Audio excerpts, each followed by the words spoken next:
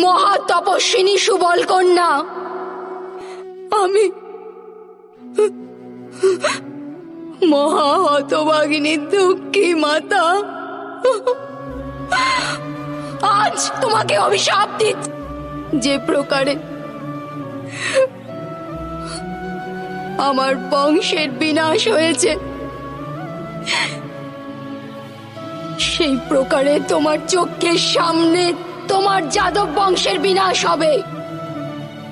পশুর ন্যায় সমস্ত যাদব একে অপরের রক্ত পান করবে,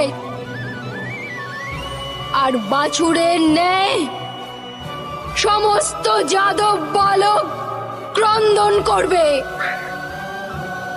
ওদের অশ্রু মুছিয়ে দেওয়ার কেউ থাকবে না। তোমার নগরীয় সমুদ্রে নিমজ্জিত হবে, আর তুমি কোন জঙ্গলে একলা অশক্ত এক বৃদ্ধ পশুর ন্যায় এক শিকারীর হস্তে তীরবিদ্ধ হবে। এক পুত্রহীন মাতার হৃদয় থেকে নির্গত অভিশাপ কখনো বিফল হয় না।